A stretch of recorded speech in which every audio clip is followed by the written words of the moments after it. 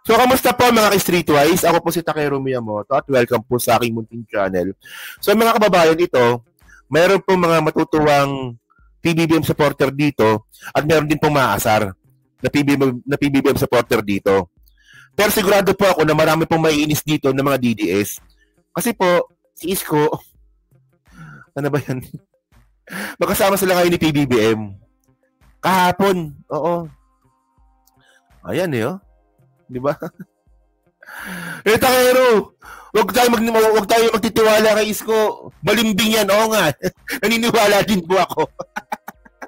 Don't worry. Pero by the way, mga kababayan po kasi, ito. Ang tanong dito, bakit sila nag-usap? 'Di ba? Bakit nag-usap 'yan? Bakit merong meeting si Presidente Bongbong Marcos siya kasi Isko? Okay. So, si Isko lang. So ngayon ito. Ano 'to eh? Sabi dito, PBBM Ice collab with Mayor Isko on infra social welfare project. Okay. So, may plano po si Presidente na makipag-collab kay Isko doon sa infrastructure sa Maynila. Well, alam naman po natin na balimbing si Isko, pero ang point natin dito, itong plano po ni PBBM ay makakatulong sa mga kababayan natin Pilipino. So, pabayaan na lang natin. Ano importante dito, di ba? Well, may own opinion lang naman ha. So, sabi dito, basahin muna natin kung ano yung proyekto nila. Sabi dito, President Ferdinand Marcos Jr. on Friday met with Manila City Mayor Isko Moreno to explore stronger collaboration between the national and local governments in implementing key infrastructure and social welfare projects in the capital city. Kasi alam naman po natin mga babayan, no, na, well, si Isko naman po, no, alam naman po natin na ako nakikita ko yung effort ni Isko eh. Na inaayos niya yung imahe ng Maynila eh. No, well, hindi ko naman siya ganun kagusto ngayon si Isko. Pero nakita ko yung effort niya. 'Di ba yung sa Quiapo, na yung mga street vendor doon, ginawa niya ng pwesto. Inayos niya yung pwesto. 'Di ba yung inutang ni Hani Lacuna na sangkatutak na sa basura? Inayos ni Isko. No, pati hindi Divisoria ata ngayon mukhang maluwag na ata ulit. Hindi pa nakakapunta pero mukhang ganoon na ata. So may effort yung balimbing. Pero by the way, si PBBM may gusto nito eh, di ba? Kaya during a meeting at Malacanang Palace, so kita mo si PBBM pa mismo nagpatawag kay Isko sa Malacanang. No? During a meeting at Malacanang Palace in Manila, Marcos and Moreno discussed the implementation of legacy projects in Metro Manila including housing, bridges, transportation, and urban development initiatives according to a statement released by the Presidential Communications Office, PCO. Good job ng PCO dito eh.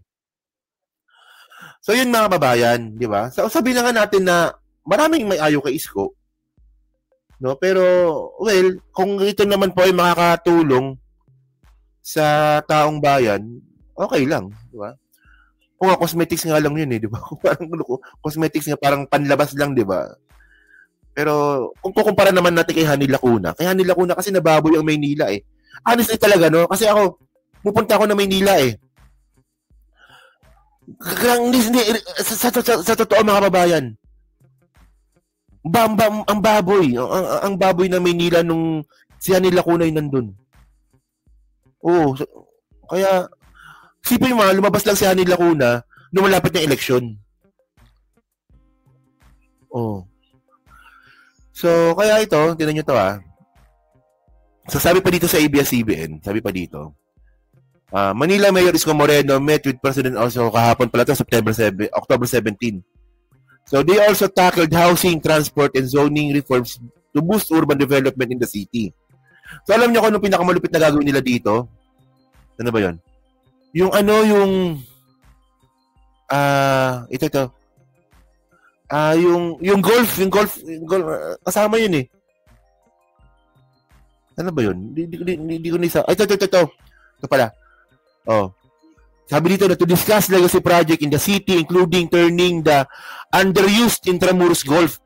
Alam niyo yung golf sa Intramuros? Kapag pumunta kayo Manila, makikita nyo talaga yan. Intramuros Golf Course into Public Forest Park.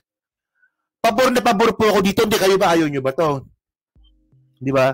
na yung hindi po nagagamit na Intramuros Golf na konti yung gumagamit, di ba? I-open for public nila. Gagawin nilang forest park at i-open po sa mga tao. Parang ginawa nila sa Esplanade. Nakapunta na ba kayo sa Esplanade? Doon po sa may tabi ng Pasig River sa Manila. Ang ganda po ng Esplanade. Ang ganda po. No? Ang daming mga store. Pinupuntahan po ito ng mga Gen Z. Ang daming pagkain. Di ba? So, ayan, di ba? So, ngayon, ito to. So, alam niyo yung golf course, di ba? Malabong din yung makita yan. Pag pumunta kayo ng Maynila, makikita niyo yan. Kasi dumadaan talaga yung ano dyan, mga sasakyan. Oh. So, ngayon, mga kababayan, ito, no? Di ba maganda naman to, di ba? Uy, GJ Byron, napakita ka sa amin, ha? Pag umuwi ka next year, ha? Lapit na yun. Oh. So, tinan nyo, ha?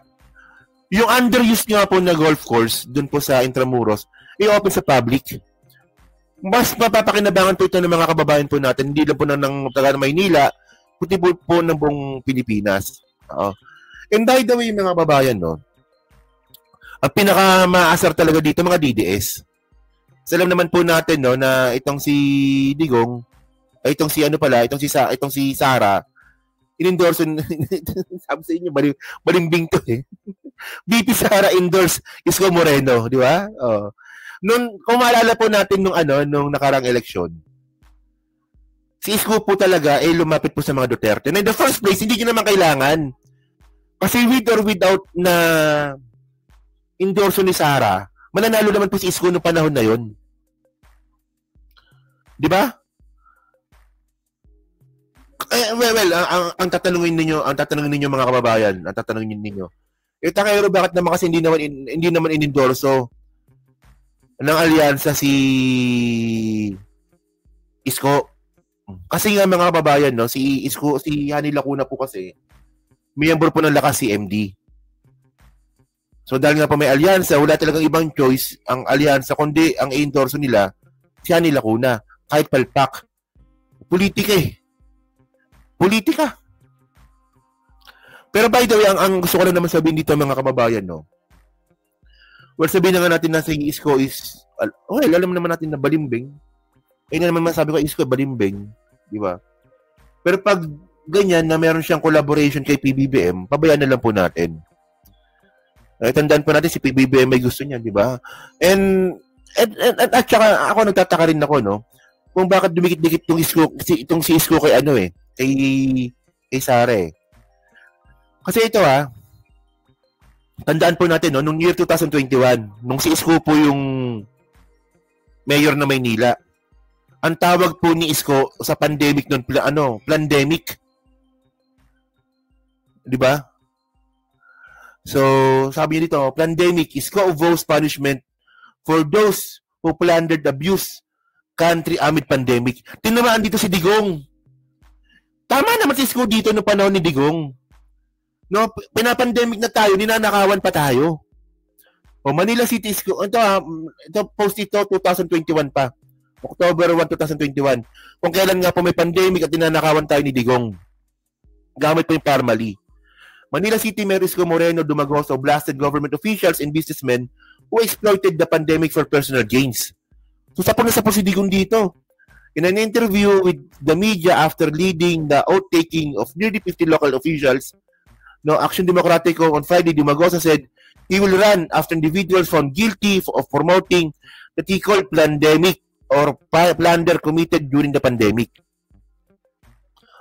Kaya mga kababayan, nung panahon nga po ni Digong, galit na galit niya si Digong kay Isko. Naalala nyo, di ba?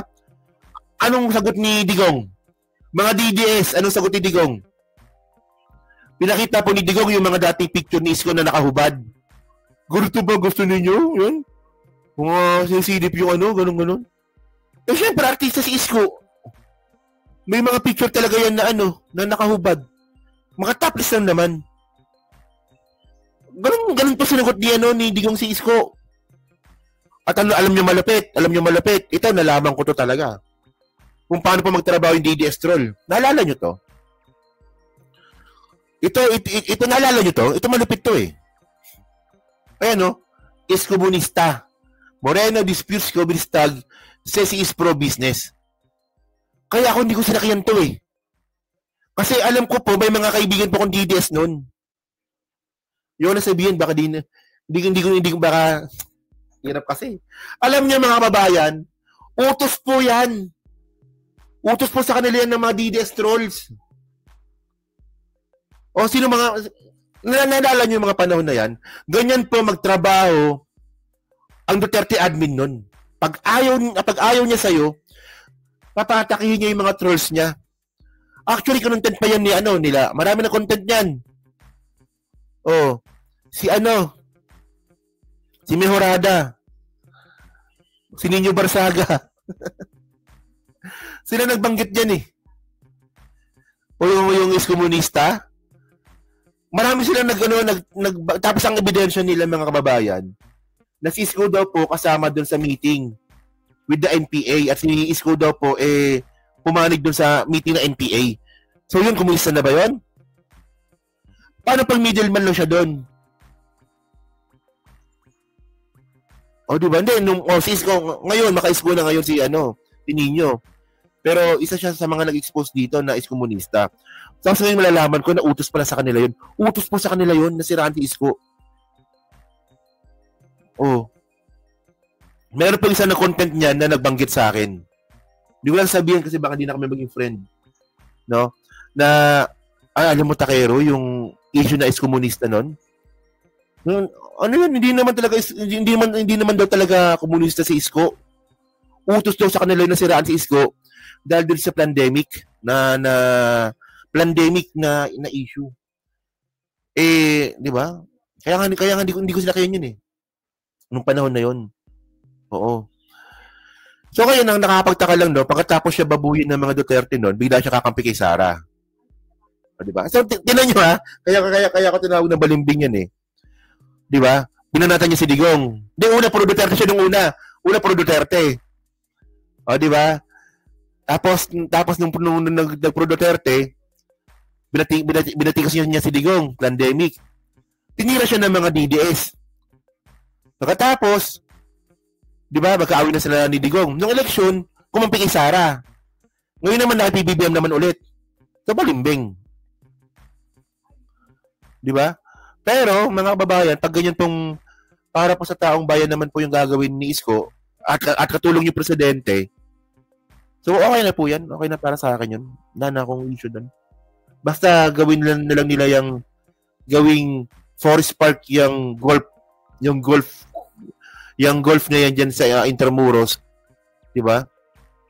So, narinig ko ata Takero, nag-isip kasi ako kung paano kaya talaga. So, yun, diba? So, yun. So, tinan natin kung ano mangyari dito. Pero sa pabayan na po natin yan. Oh, na-content ko lang po siya kasi mukhang lalapit po ata si Isko sa admin po na to. Well, for the benefits of the Manila naman siguro. Kasi tandaan naman natin po, no, mas maganda po na yung trabaho po ng isang mayor kung nakadikit ka sa presidente. Diba?